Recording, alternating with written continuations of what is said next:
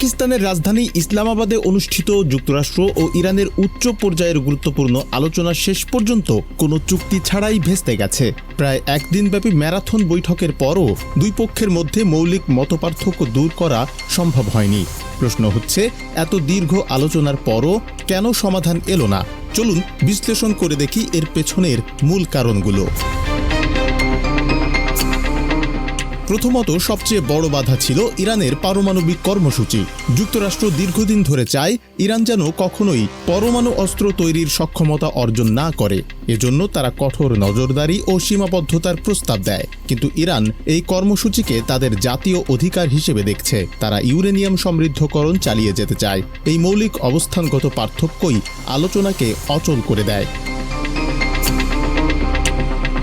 দ্বিতীয়ত, অর্থনৈতিক নিষেধাজ্ঞা ছিল আরেকটি বড় ইস্যু। ইরান দাবি করে তাদের বিদেশে জব্দ থাকা বিপুল অর্থ সম্পদ মুক্ত করতে হবে এবং যুক্তরাষ্ট্রের আরোপিত নিষেধাজ্ঞা তুলে নিতে হবে। অন্যদিকে যুক্তরাষ্ট্র চায় ধাপে ধাপে অগ্রগতি, অর্থাৎ আগে ইরান প্রতিশ্রুতি দেবে, তারপর নিষেধাজ্ঞা শিথিল করা হবে। এই কে আগে ছাড় দেবে প্রশ্নেই দুই পক্ষের দূরত্ব আরও বেড়ে যায়।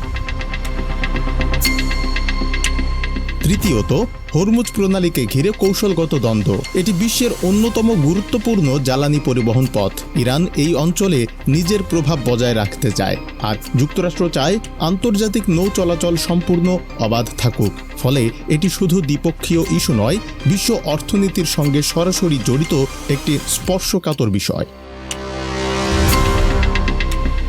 চতুর্থত, পারস্পরিক অবিশ্বাস।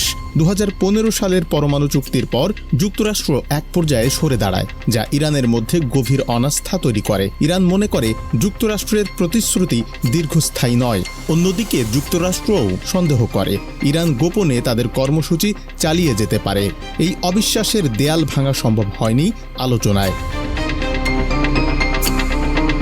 পঞ্চমত, বৃহত্তর ভূ রাজনৈতিক বাস্তবতা। মধ্যপ্রাচ্যের চলমান সংঘাত, বিশেষ করে লেবানন সহ বিভিন্ন অঞ্চলে উত্তেজনা, আঞ্চলিক শক্তিগুলোর অবস্থান, সব মিলিয়ে এই আলোচনা শুধু দুই দেশের মধ্যে সীমাবদ্ধ ছিল না, বরং এটি একটি বৃহত্তর কৌশলগত খেলায় পরিণত হয়, যেখানে প্রতিটি সিদ্ধান্তের বৈশ্বিক প্রভাব রয়েছে।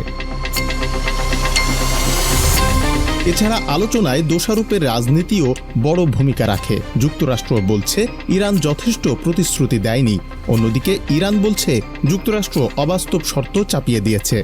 এই পারস্পরিক অভিযোগ আলোচনার পরিবেশকে আরও নেতিবাচক করে তোলে। সব মিলিয়ে দেখা যাচ্ছে এই আলোচনা ব্যর্থ হওয়া হঠাৎ কোনো ঘটনা নয়, বরং এটি দীর্ঘদিনের দ্বন্দ্ব, অবিশ্বাস এবং কৌশলগত সংঘাতের স্বাভাবিক পরিণতি।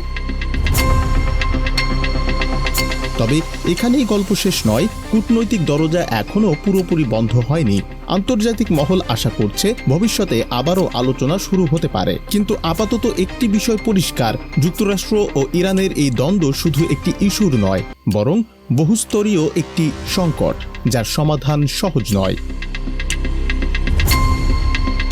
সব মিলিয়ে ইসলামাবাদের এই ব্যর্থ সংলাপ আবারও প্রমাণ করল যুক্তরাষ্ট্র ও ইরানের দ্বন্দ্ব শুধু একটি ইস্যু নয়, বরং বহুস্তরীয় ও জটিল। পারমাণবিক কর্মসূচি, অর্থনৈতিক নিষেধাজ্ঞা, আঞ্চলিক প্রভাব এবং গভীর অবিশ্বাস, সব মিলিয়ে সমাধানের পথ এখনও অনেক দূরে।